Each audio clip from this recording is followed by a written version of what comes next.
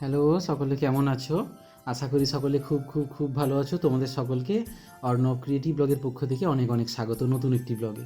তো আমাদের আজকে ক্লাস 7-এর চতুর্থ অধ্যায়টা আলোচনা করছি, ভূগোলের চতুর্থ অধ্যায়ের ভূমিরূপ। দেখো তোমরা প্রথম থেকে আমি কী কী কোশ্চেন পড়তে পারে সব বলে দিচ্ছি এবং যেগুলো খুব গুরুত্বপূর্ণ সেগুলো আলোচনা করে দিচ্ছি। চতুর্থ অধ্যায় হচ্ছে তাহলে ভূমিরূপ। ভূমিরূপ কাকে বলে? না, আমরা জানি আমাদের এই পৃথিবীর উপরটা অর্থাৎ ভূপৃষ্ঠটা সব জায়গায় একরকম নয়। কোথাও উঁচু, কোথাও ঢেউ খেলানো, আবার কোথাও বা নিচু সমতল। পৃথিবীপৃষ্ঠের ভূমির এই বৈচিত্র্যই হলো ভূমিরূপ বা ল্যান্ডফর্ম। তাহলে ভূমিরূপ কাকে বলে? না, কোথাও উঁচু, কোথাও ঢেউ খেলানো, আবার কোথাও নিচু। পৃথিবীপৃষ্ঠের ভূমির এই বৈচিত্র্যই হলো ভূমিরূপ। এরপর কি জানবো? তোমাদের এখান থেকে এটা জানলেই হবে। এরপর দেখো 38 পাতায় কী আছে। 38 পাতায় হচ্ছে যে অভ্যন্তরীণ প্রক্রিয়া আর বহিরাগত প্রক্রিয়া কাকে বলে। না, আমরা জানি যে কি জানি না, পৃথিবীর ওপর কোথাও পর্বত, কোথাও মালভূমি, আবার কোথাও সমভূমি। এই সমস্ত রকম ভূমিরূপ মূলত দুরকম শক্তি দ্বারা তৈরি হচ্ছে। কি না, পৃথিবীর উপর কোথাও পর্বত, কোথাও মালভূমি, কোথাও বা সমভূমি, এই সমস্ত রকম ভূমিরূপ মূলত দুরকম শক্তির দ্বারা তৈরি হয়েছে। একটা হলো পৃথিবীর ভিতরকার বা অভ্যন্তরীণ শক্তি, আর অন্যটা হলো বাইরের শক্তি বা বহির্জাত শক্তি। এরপর কি জানবো? না, এরপর আমরা জানবো যে এখানে কি আছে, যে নিচের দিকে দেখো 38 পাতার নিচের দিকে যে বলছে পৃথিবী জুড়ে পর্বতের উচ্চতা এবং আকৃতির অনেক বৈচিত্র্য আছে।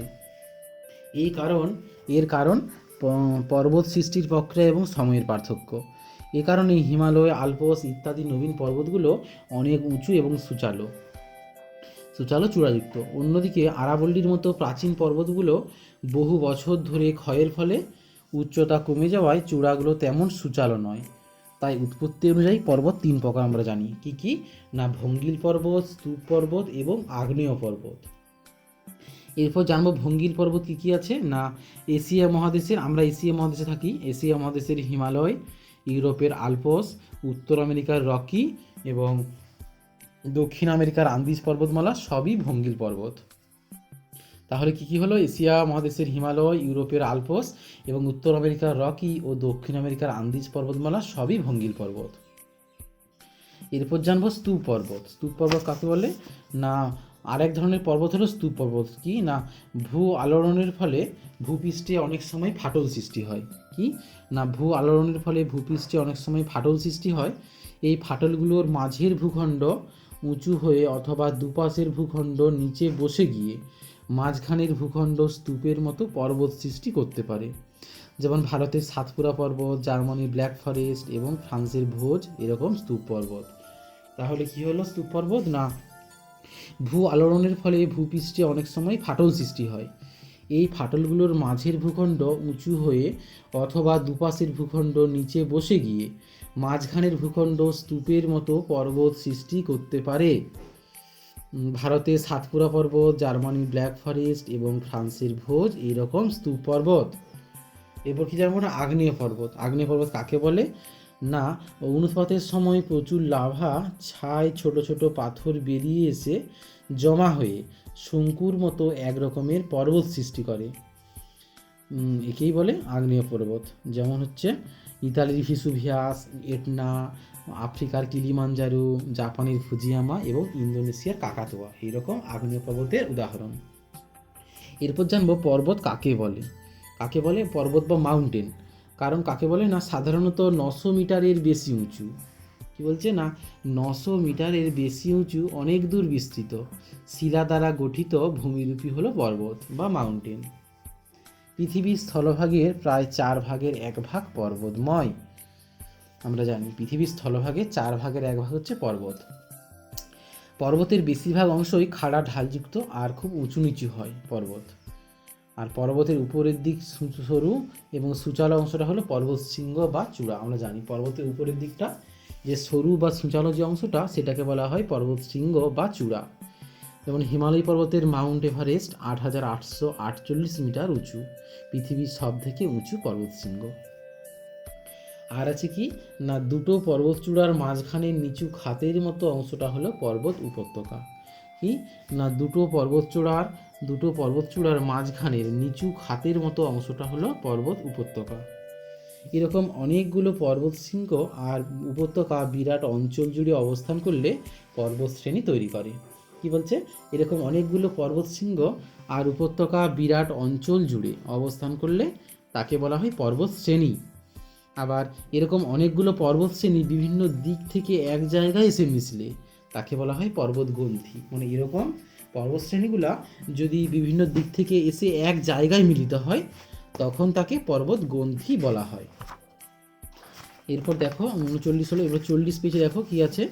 40 পাতায় আছে যে কোথায় কোথায় মালভূমি অঞ্চল দেখা যায় না। পশ্চিমবঙ্গের পশ্চিমের জেলাগুলো যেমন বাঁকুড়া, বীরভূম, পুরুলিয়া এবং পশ্চিম মেদিনীপুরের কিছু অংশ মালভূমি অঞ্চল। এরপর কি না পর্বত বেষ্টিত মালভূমি। কি না পর্বত বেষ্টিত মালভূমিটা কি বলছে? এই মালভূমিগুলো সব থেকে উঁচু আর বিস্তৃত হয়।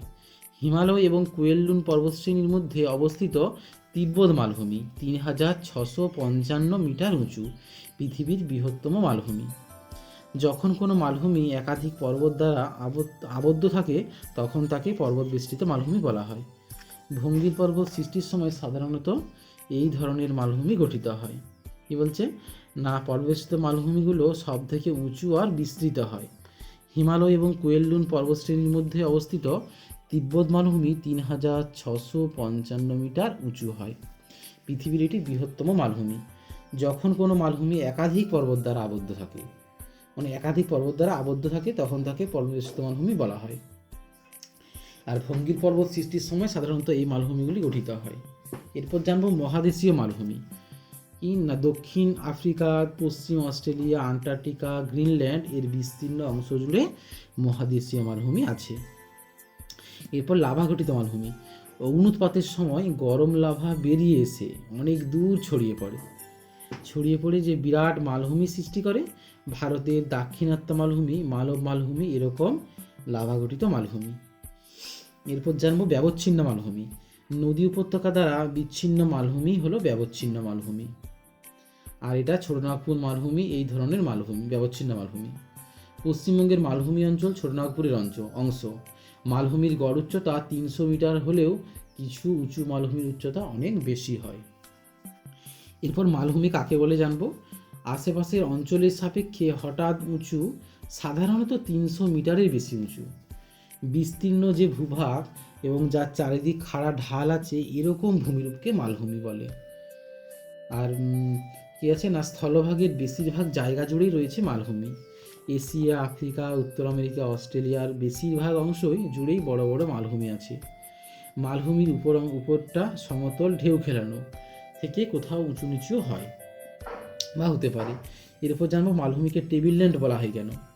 মালভূমি অনেকটা তোমার পড়ার টেবিলের মতো, মানে আমাদের পড়ার যে টেবিল সেটা অনেকটা ওরকম দেখতে মালভূমি। উপরটা টেবিলের মতোই প্রায় সমতল। দেখলাম না উপরটা টেবিলের মতো সমতল হলেও ধারগুলো টেবিলের পায়ার মতো ঢালু এবং খাড়া।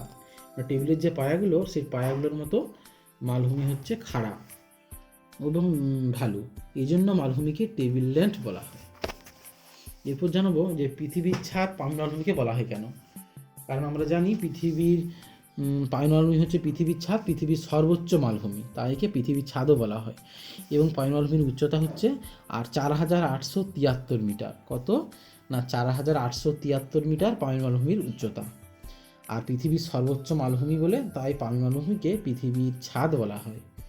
এছাড়াও তিব্বত মালভূমি, ভারতের লাদাখ মালভূমি সবই কিন্তু উচ্চ মালভূমি।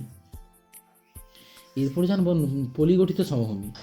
নদী, সমুদ্র হ্রদে দীর্ঘদিন ধরে পলি জমে পলিগঠিত সমভূমি সৃষ্টি হয়। ভারতের সিন্ধু, গঙ্গা, ব্রহ্মপুত্রের সমভূমি এরকম একটা সমভূমি। কি বলছে?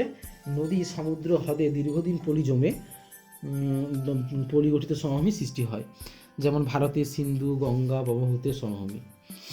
এরপর জানাবো লাভা সমভূমি। আগ্নেয়গিরির লাভা জমে লাভা সমভূমি তৈরি হয় এবং এটা আইসল্যান্ডে এই ধরনের সমভূমি দেখা যায়। আর লোয়ের সমভূমিটা কি না মরুভূমির বালি বহুদূর উড়ে গিয়ে সঞ্চিত হয়ে তৈরি হয় লোয়ের সমভূমি। এভাবে গভীর মরুভূমি থেকে বায়ুবাহিত লোয়ের সঞ্চিত হয়ে হোয়াংহ সমভূমি সৃষ্টি হয়েছে। কি না মরুভূমির বালি বহুদূর উড়ে গিয়ে সঞ্চিত হয়ে তৈরি হয় লোয়েস সমভূমি। এভাবে গোবি মরুভূমি থেকে বায়ুবাহিত লোয়েস সঞ্চিত হয়ে হোয়াংহো সমভূমির সৃষ্টি হয়েছে। আর সমভূমি কাকে বলে? না কোনো নিচু সমতল বিস্তীর্ণ ভূমিরূপ হলো সমভূমি। প্রায় প্রতিটি মহাদেশেই বিস্তীর্ণ সমভূমি আছে। এশিয়ার গাঙ্গেয় সমভূমি, আফ্রিকার নীলনদের সমভূমি, উত্তর আমেরিকার পেইরি এবং দক্ষিণ আমেরিকার পম্পাস পৃথিবীর বিখ্যাত সমভূমি অঞ্চল। এরপর কি জানবো? না সমভূমি সমুদ্রপৃষ্ঠ থেকে খুব বেশি উঁচু হয় না, 300 মিটারের কম হয়। আর সমভূমির উপরিভাগ সমতল বা সামান্য ঢেউ খেলানো হয়।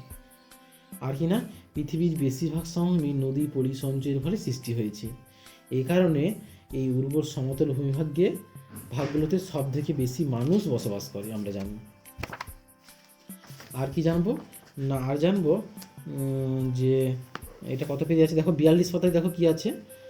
42 পাতায় কি বলছে? না পর্বত মালভূমি সমভূমি আমাদের জীবনে প্রভাব কতখানি। ভূমিরূপের সঙ্গে মানুষের জীবনের সম্পর্ক কিন্তু অত্যন্ত নিবিড়, সত্যিই তো তাই। ভূমির প্রকৃতি যেখানে যেমন, মানুষ সেরকমভাবেই মানানসই জীবনযাত্রা গড়ে তোলে। ভূমি মানুষের জীবন, জীবিকা এবং অর্থনৈতিক কাজকর্ম, সামাজিক ও সাংস্কৃতিক বিকাশের ধারক ও নিয়ন্ত্রক, এটা আমরা কিন্তু বলতে পারি। যেখানকার যেমন ভূমি বা যেখানকার যেমন মাটি, সেখানকে মানুষ সেরকমভাবেই তাদের জীবনকে মানিয়ে নেয়, সেভাবেই তারা জীবনযাপন করে। এরপর আমরা জানবো যে আমাদের জীবনে ভূমিরূপের প্রভাবটা কী। এটা আছে 44 পাতায়, তোমরা দেখো 44 পাতায় রয়েছে যে ভূমিরূপের প্রভাব কি না উঁচু পর্বতের বরফ গলা জল থেকে প্রচুর নদী সৃষ্টি হয়, আমরা জানি। উঁচু পর্বতের বরফ গলা জল থেকে প্রচুর নদী সৃষ্টি হয়। এই নদীগুলো থেকে সারা বছর জল পাওয়া যায়। যেমন হিমালয় পর্বত থেকে গঙ্গা, ব্রহ্মপুত্র, সিন্ধু নদীর উৎপত্তি হয়েছে। কোথা থেকে? হিমালয় পর্বত থেকে গঙ্গা, ব্রহ্মপুত্র এবং সিন্ধু নদীর উৎপত্তি হয়েছে। তোমরা কিন্তু খুব ভালোভাবে মনে রাখবে এগুলা। 2 নম্বর, জলীয় বাষ্পপূর্ণ বাতাস পর্বতে বাঁধা পেয়ে বৃষ্টি হয়।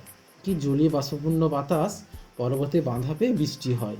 হিমালয় পর্বতে বাঁধা পেয়ে দক্ষিণ পশ্চিম মৌসুমী বায়ু ভারতে বৃষ্টিপাত ঘটায়। এটা আর কি বলছে কি জানি না, জলীয় বাষ্পপূর্ণ বাতাস পর্বতে বাঁধা পেয়ে বৃষ্টি হয়। হিমালয় পর্বতে বাঁধা পেয়ে দক্ষিণ পশ্চিম মৌসুমী বায়ু ভারতে বৃষ্টিপাত ঘটায়, আমরা জানি। পর্বত বিরাট প্রাচীরের মতো উষ্ণ এবং শীতল বায়ুপ্রবাহকে আটকাতে পারে। কি না পর্বত বিরাট প্রাচীরের মতো উষ্ণ ও শীতল বায়ুপ্রবাহকে আটকাতে পারে।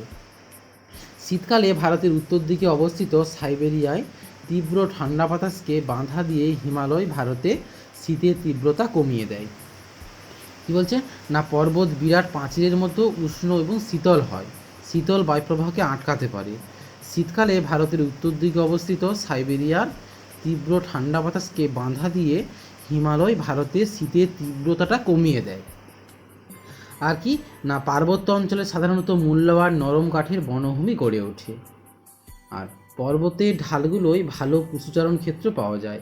পর্বতের ঢালে ধাপ কেটে আবার চাষাবাদও করা হয়, আমরা জানি। আর কি না পার্বত্য অঞ্চলে খরস্রোতা নদীগুলো জলবিদ্যুৎ উৎপাদনের পক্ষে সহায়ক, মানে জলবিদ্যুৎ উৎপাদন করতে পারে ভালো। পার্বত্য অঞ্চলের নদীগুলো, খরস্রোতা যে নদীগুলো, সেগুলো জলবিদ্যুৎ তৈরি করার ক্ষেত্রে খুব ভালো, উপযুক্ত। আর কি না কিছু কিছু পার্বত্য অঞ্চলে প্রচুর খনিজ পদার্থ পাওয়া যায়। পর্বতের শিলা, বড় ছোট পাথর সবই ঘর বাড়ি তৈরির উপকরণ হিসেবে ব্যবহৃত হয়। আর কি না পার্বত্য অঞ্চলে প্রাকৃতিক সৌন্দর্য, ঠান্ডা আরামদায়ক আবহাওয়ার জন্য ভালো পর্যটন কেন্দ্র গড়ে ওঠে। পর্যটন কেন্দ্র যেমন দার্জিলিং, উটি, সিমলা, এসব পার্বত্য অঞ্চলে ভালো পর্যটন ক্ষেত্র গড়ে ওঠে বা কেন্দ্র গড়ে ওঠে। আর আমরা জানি যে এই পর্যন্ত মালভূমির বেশিরভাগ বড় বড় মালভূমিগুলি প্রায় সবই শুষ্ক জলবায়ু অঞ্চলে অবস্থিত। বৃষ্টিপাত কম হওয়ার জন্য বিস্তীর্ণ তৃণভূমিতে ব্যাপকভাবে পশুচারণ করার অনুকূল পরিবেশ পাওয়া যায়।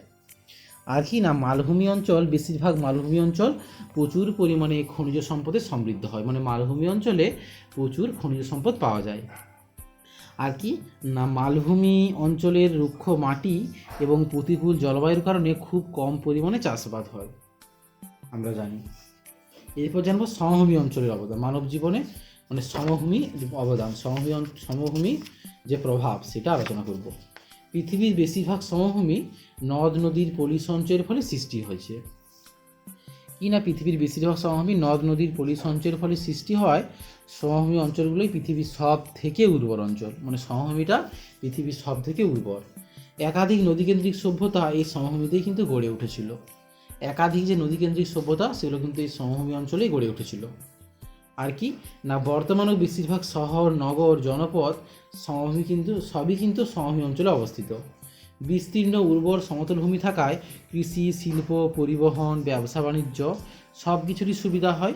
এজন্যই সমভূমি অঞ্চলগুলো পৃথিবীর অন্যতম জনবহুল অঞ্চল, মানে সমভূমি অঞ্চলে সবচেয়ে বেশি মানুষ থাকে, তাই এটা জনবহুল অঞ্চল। ঠিক আছে, তোমাদের আর এই দুটো 45-46 পেজে তেমন কিছু কোশ্চেন নেই, তাই আলোচনা করছি না। কেমন লাগলো তোমাদের এই পর্ব অবশ্যই জানাবে, লাইক করে এবং শেয়ার করবে। যারা নতুন প্লিজ সাবস্ক্রাইব করবে আমার চ্যানেল, এবং নোটিফিকেশানটা অল করে রাখবে, অল নোটিফিকেশান অন করে রাখবে, যাতে যে কোনো ভিডিও ছাড়ার সঙ্গে সঙ্গে তোমাদের কাছে পৌঁছে যায়। ঠিক আছে, সকলে খুব ভালো থাকবে এবং অডিওটা 2-4 বার শুনলেই তোমরা বুঝতে পারবে। ঠিক আছে, তোমাদের ক্লাস 7-এর 4 অধ্যায়টা এখানেই শেষ হলো। সকলকে ধন্যবাদ, থ্যাংক ইউ।